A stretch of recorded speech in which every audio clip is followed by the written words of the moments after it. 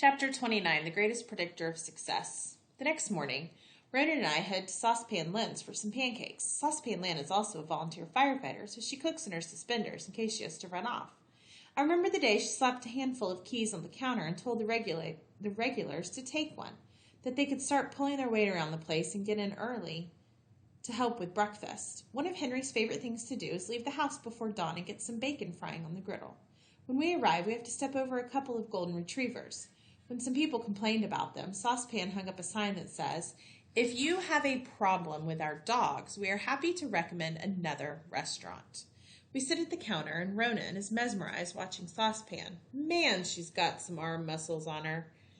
He leans over and whispers, "What's her tattoo of?" A ship's anchor with a saucepan hanging off the bottom. When she flexes her muscles, the pan swings back and forth a bit. "That's wicked cool," he laughs. And on her wrist, she has the Yarmouth firefighter badge. Most firefighters in town have one. Saucepan reaches over and gives a rubber chicken a few squeaks. That's the signal for the waitress that there are meals to deliver. Then she resumes an old argument with the regulars. "There are worse things than spending a day on a boat. I hang over a hot stove." "Oh, come on, are you kidding me?" one of the guys shoots back. "In January, the wind makes your bones crack. I'd give my teeth to stand over a hot stove, and no one has ever died making sauce." "Well," she says, "you can yammer on about bones cracking, but if there's a few sprinkles out, I see you here hunched over a hot cup of coffee, and I hear you bragging about the patience you have in catching fish. You want to know about patience? Try making a fine sauce." "What's sauce got to do with patience?" another regular asks. "Everything," she bellows, pointing her whisk at him. "A good cook knows you can't go turning up the heat because you're impatient. You gotta let it simmer. Take its time. Let all those flavors come into their own, because if you rush it, well, it won't satisfy.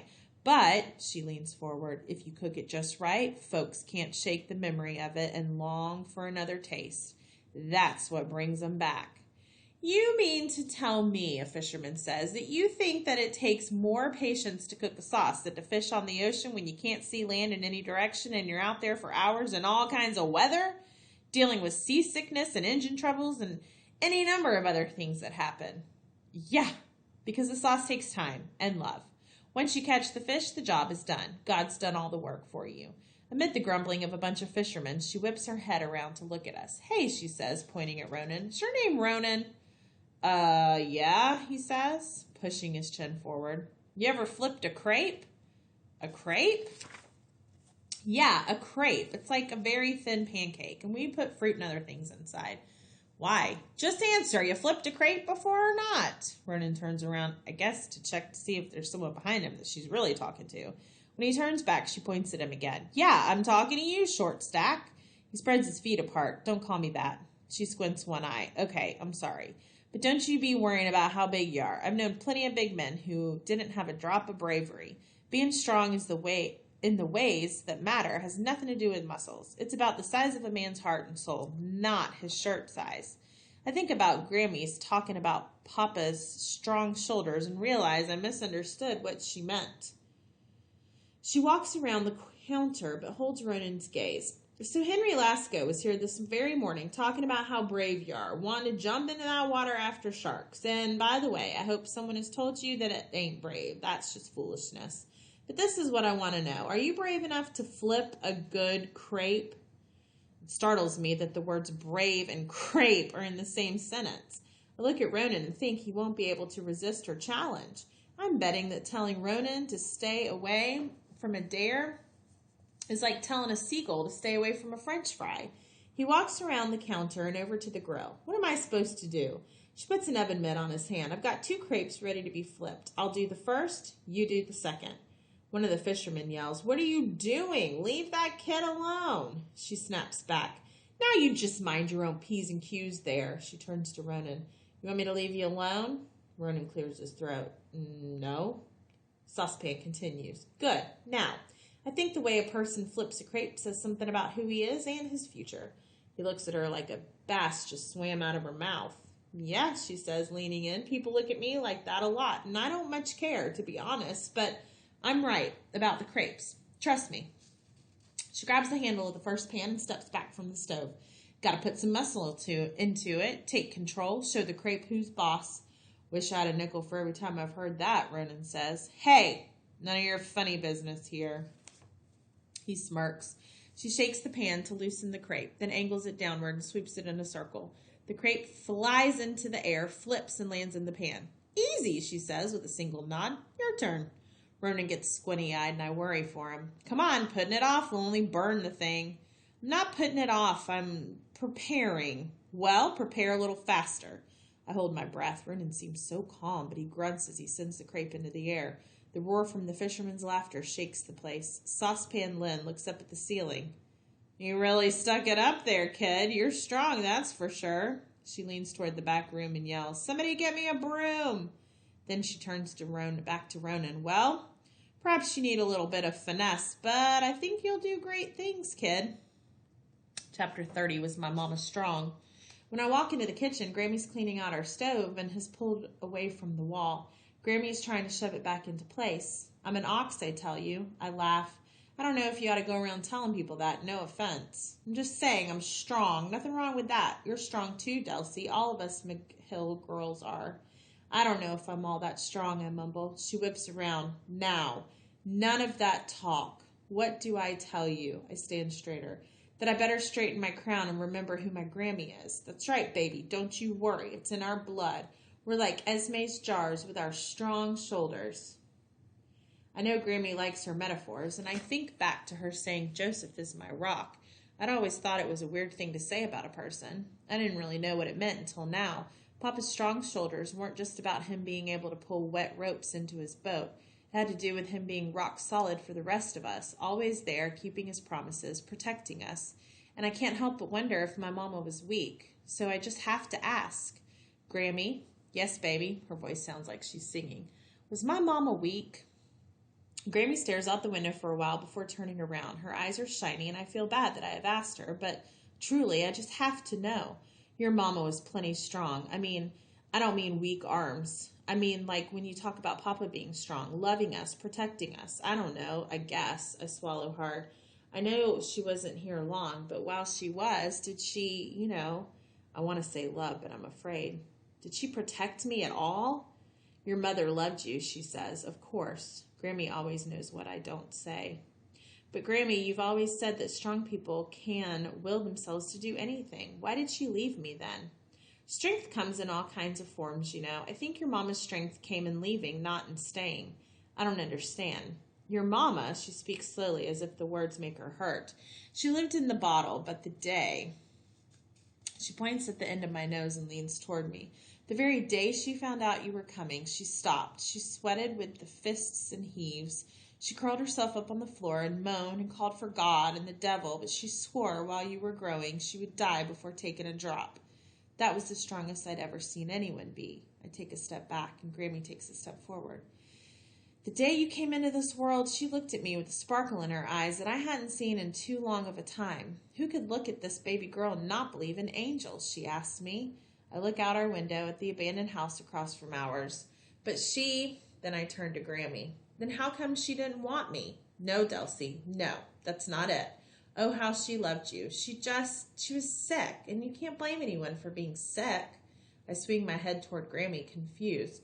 When you came into the world, she never put you down for a solid week. When she started drinking and drugging again, it ripped me up. She said you deserved better. She cried like she was dying, like she didn't want to go, but someone was making her. I don't know what was banging around that head of hers, but I do know that she left because she loved you, not because she didn't want to be your mother. Don't you wonder where she's gone to, I ask? With every breath, baby. With every breath. Chapter 31, Eels for the Real. The next morning, I'm surprised to see Ronan walking through our neighborhood, but he isn't coming to see me. He is heading to Henry's house, and he's carrying a plastic box. I spring out the door. Ronan! Hey, he says. You know if Henry's around? I shrug and then turn my head toward his house. Henry, I yell. Geez, he said. I could have just knocked. What's in the box, I ask. Something for Henry, he answers. Henry steps onto the porch, like it's the deck of the Reel of Fortune, on a still-as-glass day, hooking his thumbs in his suspenders, taking a breath and looking up at the sky. I love these stormy, windy days. Home with my girls. And now a surprise visit from the two of you. He swings open the door. Come on in. I think Esme has some tuna sandwiches with your names on them. Ruby stomps. Hey, I want my name on a sandwich too. Henry laughs. My Spitfire. Your name's on everything. And he winks, making her giggle. We step inside and it's warm. Nice, since this day feels more like October than early August. Take a load off, Henry says to us as he motions toward the couch. Ruby plops herself on the floor and then spreads out on her back like a starfish. So, what brings you by? I brought you something, Ronan says, holding the box out to Henry, but you probably shouldn't open it inside. Ruby sits up fast. Will it bite, she asks. Ronan laughs. Yeah, probably. Cool, she says, drawing out the word. We step outside and Henry opens the plastic box. It's filled with the fattest eels I've ever seen. I crack up laughing. Eels always have this expression, like they just told a joke and they're waiting for the others to laugh. Hey, Henry practically yells. Nice, where'd you buy these? I didn't buy them. I was up early and went out and caught them for you because I know you like eels to catch stripers, and I feel awful about losing your pole. I really do. There's no way I can raise that kind of money anytime soon, but I thought these might help you pull in some extra fish. Thanks, Ronan, Henry says, putting his hand on Ronan's shoulder. That was very thoughtful of you. I'll pay you back someday, I will, I promise. It's okay, Ronan. This will cover it for sure. Just one more thing I need from you. Ronan stands tall. Anything. I don't want to hear about this pole again. I know you feel bad, but it was a mistake. We all make them, and the best we can do is try to make it right. And you have, so enough of this, okay? Ronan nods. Chapter 32, outside looking in. Grammy's going to be late for work, so I sit with my back against Olive's tree, watching the Lasco's windows like they're television sets. I watch as Henry and Esme put things on the table to eat. I watch Esme draw her fingertips across Ruby's back as she rushes about. I see Henry laugh, and I'm grateful that I can't hear it, and yet I long to. I hear someone behind me step over the knee-high fence, but I can't take my eyes off from the light that wants to both pull me in and lock me out all at the same time. I thought Ronan had gone home. What are you doing back, I ask. Isn't your dad going to be mad? I somehow doubt it, Olive says with a bit of a tacked on the end. When I turn, she is standing with her hands on her hips, looking up at the top of the tree. He's been long dead, so I don't imagine he'd be mad at anything. He would be mighty proud, though, of this tree that's been doing all this growing. When I was a girl, he used to cover it in Christmas lights a week before Halloween. She looks at me. So what are you doing anyway? Nothing. Like your Grammy says, when a person says nothing, it's always something. Then she turns to see what I see and makes another sound. Not like her usual but different. Like a mini aha, which is surprising. Olive doesn't ever seem surprised about anything. He worked for General Electric. I look up, wondering what I missed. My father worked for General Electric. And did he ever love this tree? It was and still is the center of our little neighborhood. His company gave him new lights every year because he promised he'd gather up the store owners and invite them over to see how bright the lights really were. And he did. Halloween picnics, November cookouts. By December, he'd be out here in a parka grilling burgers with Christmas carols blasting from the house. My mother said she thought he was crazy, but she didn't really. She lets out a long, slow breath. We all loved it. Her head drops a bit. I do miss them. They were good people. Not huggers or the types to go pieces over loving someone, but good people. She turns to me. You know, some people love plenty, but just can't show it, she continues. Not like, she looks over at the Lasco's house, Esme, that woman that has love bubbling over. She wears her affection for people like other people wear jewelry. She's noticed that too. Your Grammy, though, she's busy, and she's getting on in years. You'd have to count all the waves in the ocean to know how much Bridget loves you. You're a lucky girl. I stare up at her. She seems sad watching the Lasco show in the windows. I envy them. I never learned how to do what Esme does. And then I realize that she's out here looking up at the tree and missing her family, too. I have to catch my breath when I also realize that we're both orphans. What are your eyebrows all scrunched up for, she asks. Something spinning in that head of yours? You know it's a McHill tradition, thinking about every little thing. I was thinking that we're both orphans. You and me, she nods slowly. Yeah, we are. She sits down next to me. Well, she says, I suppose there's no arguing with the facts. You knew my mother, huh? What a silly thing to ask. You know I did.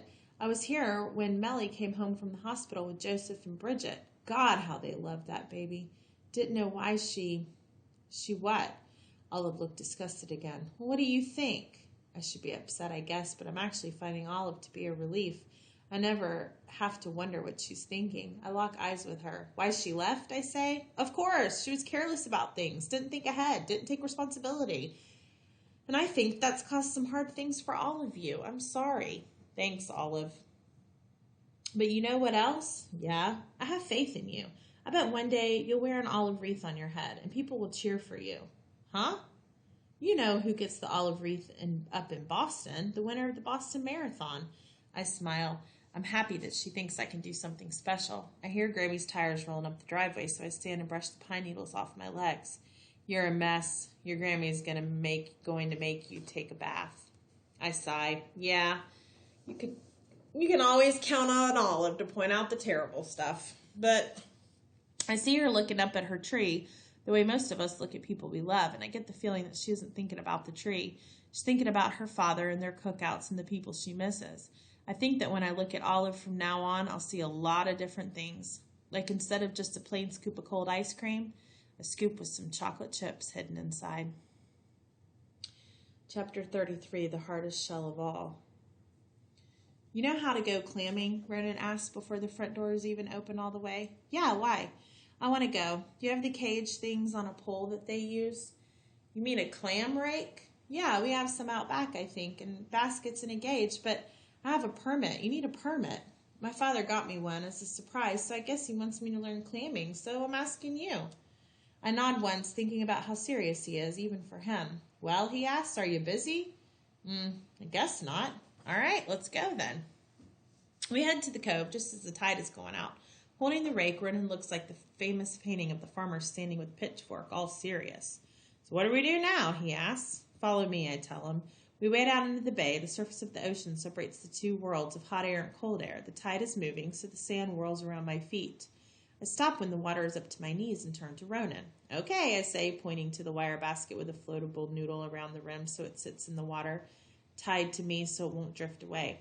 This is called the peck. When you catch clams, you put them in the basket. Being in the water gives the clams a chance to spit out sand and gunk. They'll be nice and clean by the time they're ready to eat. I hold up the clam rake. So you just take this and pull it through the sand like a regular rake. You'll catch all kinds of stuff. Then just dig through to see what you have. I grab a hold of the metal ring tied to the top of the rake. This ring will tell you if it's big enough to keep. I drive the long teeth through the sand, pull up a bunch of things, and dig through what I got. Find 2 clams. Here, I say, put this in the peck basket. It's a keeper. I pick up the second. This looks too small. It passes through the ring. Yeah, not legal, and I toss it out into the water. Why do we have to throw back the small ones? They are young. Besides, they aren't worth keeping anyway. A weird expression flashes across his face. What? Nothing, he says, suddenly moving around, digging here and there. I follow him to the shallow water and help him. Look for little bubbles. That means there's a clam underneath. Try to feel for them with your feet, too. Bumps under the sand. I stand in a quiet spot and close my eyes. I take a step to the right, stand still, close my eyes again, and then I feel it, the tiny little bump on the bottom of my foot that most people don't pay attention to, a hiding clam. I reach into the sand with my fingertips and pull it out. I can tell by the looks of it that it's legal. I walk over and drop it in the peck basket, but Ronan isn't having any luck. I thought this was easy, he says. Looking is half the fun. I'd rather just bring home a bunch of clams. A bushel. You bring home a bushel, I say, not a bunch. His mouth is swung to the side. Whatever. Bushel, then. If you're that impatient, head over there, I say, pointing to an area of rocks to the side. Grab a big rock and bring it back over. He drops his rake and runs. You can't just drop things in the water, you know. They kind of float away, I call as he goes. Soon he returns with a big rock. So, throw it at the wet sand, then look for the bubbles. He throws the rock in the sand just in front of his feet. There are bubbles. Quick, I say, dig them before they go deeper. Ronan sinks his rake into the sand and pulls wet mounds towards himself. Then he bends over and pulls out 2 clams. Ronan pulling 2 clams out of the sand is like a pirate discovering a chest of gold coins. He runs around with the rock, darting back and forth, hitting the sand with it. Now I don't even look for clams. Watching him is far more interesting, but he doesn't seem like himself. He's like a clamming machine as he catches them. He stuffs them into the pockets of his new black cargo shorts. Ronan, you can't keep the clams in your pockets. They need to be underwater so they can spit the gunk out and clean themselves. Relax. You don't have to tell me what to do every second. Huh? I'm just trying to help you. The clams are gross if they don't get a chance to spit. Why don't you mind your own business? I stare for a few moments. What is wrong with you? Why are you so mad? Just leave me alone, he snaps. I head towards shore. Fine, I will. He's watching me as I scoop up my stuff and splash as I trudge away. He comes up behind me. I'm sorry. I turn. Hey, Delcy, please don't go. I stand silent. I got a letter from her. I got a letter from my mother. Wait, what? Ronan, how could your mom write a letter? That doesn't really sound, well, I don't know. He sighs. She didn't die. I just said that because it's easier than explaining. I can't believe it. He has a mother and he tells people she died? Ronan's voice reminds me of floodwaters. She's alive, Delcy. I've wanted to tell you. We lived in Worcester. And then one day, out of the blue, she just sent me here. Sent you here? Yeah. Send me here. She said, his voice shakes as he continues. She said she didn't want me around anymore. That I'm much too much trouble. And I mean, I do get in trouble. I don't know why. It's just that sometimes my body and my brain are on the same team. But I never thought he stuffs his fist into his pockets and drops his chin. I'm sorry, Ronan. She really said that? That's awful. She said it because I'm about to become a teenager and she doesn't want one around. Too much to worry about. She says I need a father to keep me in line. He swallows hard. She thinks I'm bad. Ronan, you're not bad. Yes, I am. She sent me a letter. His voice cuts. Don't you understand me? He grows louder. I was so happy when I saw her handwriting on the envelope. I thought it was a letter to say I could come home, but she said, he kicks at the water. She said that she hoped I was doing okay, but it was all for the best. He kicks the water again and takes a swing at nothing. Then crumbling, he falls to his knees. For the best, he asks, pressing his arms against his stomach and curling forward. What's for the best even mean, anyway? Something in the water gets his attention. He sniffs and stares for several seconds. Finally, he asks, what is that? Looks like an alien helmet. I lean over. That's a horseshoe crab. Cool to actually see one. We find their shells on Seagull Beach all the time. Their shells? Yeah, they shed their shells the way snakes shed their skin. Huh? It would be cool to just shed something and swim away, he says, crawling on all fours and then picking up the crab. He examines the horseshoe crab and then turns it over. Ronan watches wide-eyed as the horseshoe crab waves everything wildly. This one is definitely strong, he says. Then it bends into an L shape and points its tail at Ronan. They are one of the oldest animals on Earth, I say, touching one of its legs. They literally swam around with the dinosaurs 450 million years ago. I love this thing. Ronan counts the 12 legs with his claws.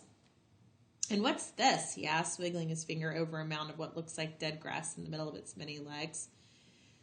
Oh, that's its mouth. Sick! Ronan bends over and places it back in the water as if it could break. He watches it scurry away. Just then, two boys swim over to it, and the shorter one catches the horseshoe crab and holds it up. Cool. The taller one, laughing, says, I wonder if you pull its leg off, will it grow back like starfish? Ronan stands. The taller boy reaches over and grabs a hold of one of the crab's legs. I had no idea Ronan could move that fast. Before I know it, he hits one kid and pushes the other. The horseshoe crab splashes into the water and swims away. One of the kids pushes Ronan back, and there's a bunch of yelling and swinging. Just as Ronan punches one of the kids, a conservation officer who patrols the beach arrives. Hey! Knock that off, he says as he wades into the water and pulls the kids apart. The two boys, one of them with a bloody nose, point at Ronan and tell the officer that Ronan started it. Did you? The officer asks him. Yes, I did, but they were going to pull one of his legs off just for fun. Who does that? Ha, says the taller one with the bloody nose. He says the crab is a his. What a freak.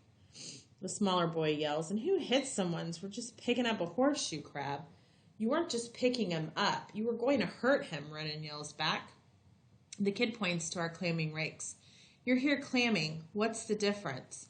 Actually, there is a difference, the officer says. You're not allowed to harvest horseshoe crabs here. It's against the law.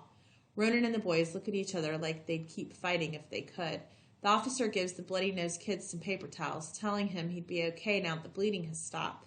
Then he checks our clamming permits. Finally, the officer takes out his phone, says he'll have to call the police. That Ronan can't just hit someone in the face because he doesn't like what they're doing. The Yarmouth police take 2 minutes to show up. They ask Ronan a bunch of questions and call his dad.